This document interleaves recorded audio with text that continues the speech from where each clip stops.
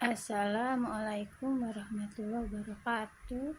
Alhamdulillahirrahmanirrahim. Segala puji bagi Allah, salawat serta salam kepada Nabi Muhammad SAW beserta sahabat dan pengikutnya. Amin ya rabbal alamin. Islam adalah solusi permasalahan hidup.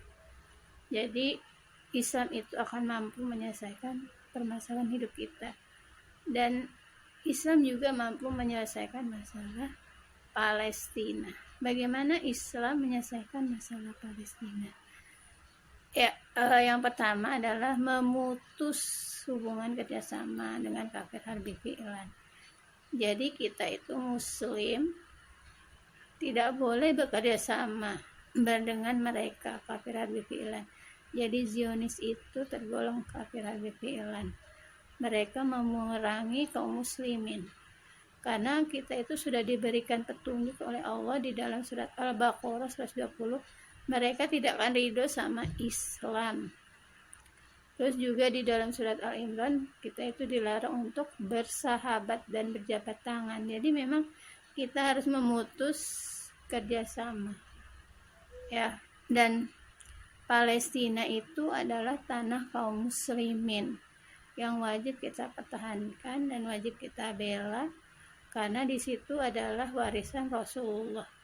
Yang mana Masjid Al-Aqsa itu adalah kiblat pertama kaum muslimin, yang mana Nabi Muhammad ya diperintahkan oleh Allah dari Masjidil Haram ke Masjidil Aqsa. Dan keutamaan Masjidil Aqsa itu lebih pahalanya dibandingkan kita sholat berapa tahun ya. Jadi memang kita wajib untuk membela tanah Palestina, karena itu tanah milik kaum muslimin, sehingga kita tidak boleh ya bekerja sama dengan Zionis. Nah, kalau kita lihat faktanya sekarang kita itu bekerja sama dengan mereka, malah mereka menjadi ketuanya, sehingga kita kaum muslim itu tidak bisa melakukan atau mengirimkan pasukan. Kita hanya bisa melakukan kecaman-kecaman dan gencatan senjata, berdialog, tapi tidak memberikan pengaruh besar, karena memang tadi itu ya ketuanya mereka gitu ya. Jadi kita tidak bisa melakukan atau menolong mereka yang sedang dibantai ya. Karena ini sudah berapa nyawa ya, sudah hampir ratusan nyawa dari ibu-ibu, anak-anak ya, mau dia tua mau dia muda, mereka kehilangan keluarganya, tempat tinggalnya, sampai rumah sakit pun juga dibombardir oleh mereka. Ya kalau kita lihat sekarang banyak pemuka-pemuka atau pemimpin muslim berdialog terus gitu ya, tapi tidak memberikan solusi. Kayak kemarin gencatan senjata selama 4 hari juga, habis itu mereka melakukan serangan kembali.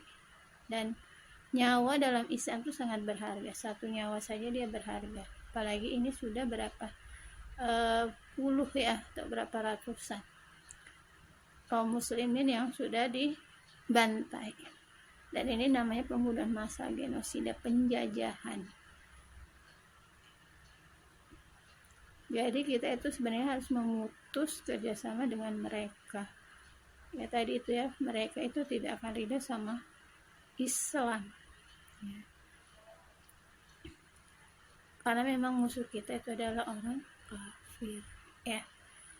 Yang kedua adalah kita umat Islam itu harus bersatu padu, tidak boleh tercerai-berai ya. Jadi kita itu tercerai-berai karena ikatan nasionalisme. Nasionalisme siapa yang bawa? Ya mereka yang menyebarkan ide itu, sehingga kita menjadi terpecah belah, terkotak-kotak.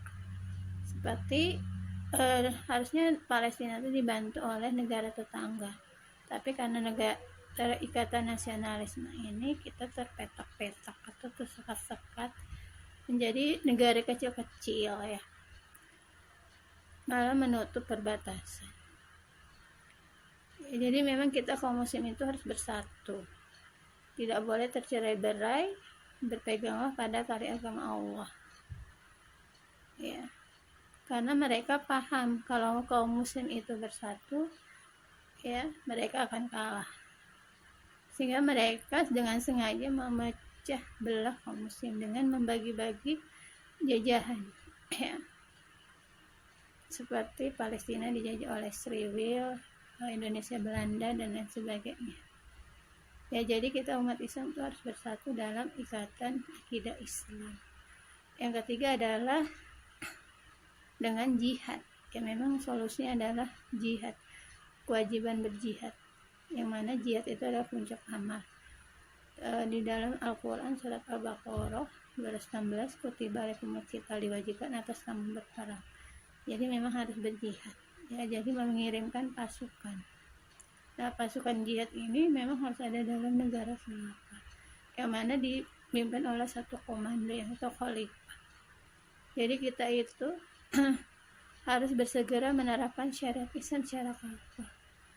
Ya, bagaimana peranan kita? Ya, kita harus terus berdakwah sambil menyampaikan Islam, ya terus memperjuangkan Islam. Ya, karena memang zaman teknologi ya, sosial media, kita harus menggunakan sosial media kita untuk menyebarkan Islam. Seperti kemarin julid fisabilillah itu sampai mengalahkan mental kaum Israel tadi ya, Sriwil tadi itu. Jadi kita itu harus pertama mengkaji Islam, terus berdakwah memperjuangkan Islam ya. Dan semoga pertolongan Allah segera datang dalam menerapkan untuk menerapkan negara Islam, negara khilafah. Wassalamualaikum warahmatullahi wabarakatuh.